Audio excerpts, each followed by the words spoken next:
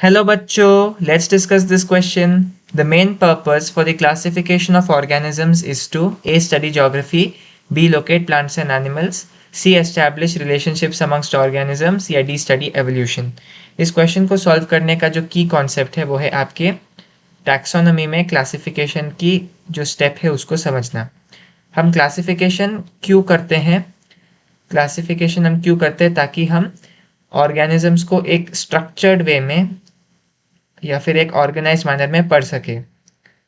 Organisms can be studied in structured manner या एक organised manner में हम ऑर्गेनिजम्स को पढ़ सकते हैं।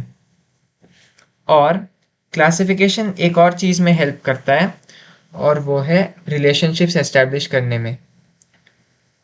ये हेल्प करता है रिलेशनशिप को एस्टैब्लिश करने में ऑर्गेनिजम्स के बीच में। Helps to establish relationships between organisms। For example यदि हम बात करें तो एक कॉमन एंसेस्टर था हेलमिन्थ्स। अब इस हेलमिन्थ से आपके एक तो एस्चेलमिन्थस बने और दूसरा आपका प्लैटीहेलमिन्थस बना। तो आपको पता है कि ये जो एस्चेलमिन्थस है ये राउंड वर्म्स होते हैं और जो प्लैटीहेलमिन्थस है वो क्या है, वो फ्लैट वर्म्स होते हैं। तो जब हमने इन्हें ठीक से क्लासिफाई किया तो हमें पता चला कि हेलमिन्थ एक ऐसा ऑर्गेनिज्म था जिससे एक एवोल्यूशन हुआ एस्चेलमिन्थस या राउंडवर्म की ओर, दूसरा एवोल्यूशन हुआ प्लैटीहेलमिन्थस की ओर।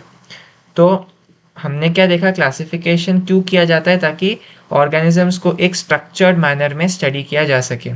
और क्लासिफिकेशन का एक पर्पस क्या था, ताकि हम ऑर्गेनिजम्स के बीच में रिलेशनशिप्स को एस्टैब्लिश कर सकें। तो चलिए हम वापस ऑप्शंस देखते हैं। ए स्टडी ज्योग्राफी गलत, B locate plants and animals ये भी गलत, C establish relationships amongst organisms ये ठीक है, डी स्टडी एवोल्यूशन ये गलत है। क्यों? क्योंकि क्लासिफिकेशन इस मकसद से नहीं किया गया था कि एवोल्यूशन की स्टडी हो सके। क्लासिफिकेशन करने का जो मेन मकसद था वो था ऑर्गेनिजम्स के बीच में रिलेशनशिप्स को एस्टैब्लिश करना या फिर ऑर्गेनिजम्स को स्टडी करने का एक स्ट्रक्चर्ड मैनर निकालना। एवोल्यूशन को स्टडी करने के लिए केवल क्लासिफिकेशन काफ़ी नहीं होता, उसके लिए आपको बहुत सारे एविडेंसेस की भी ज़रूरत पड़ती है।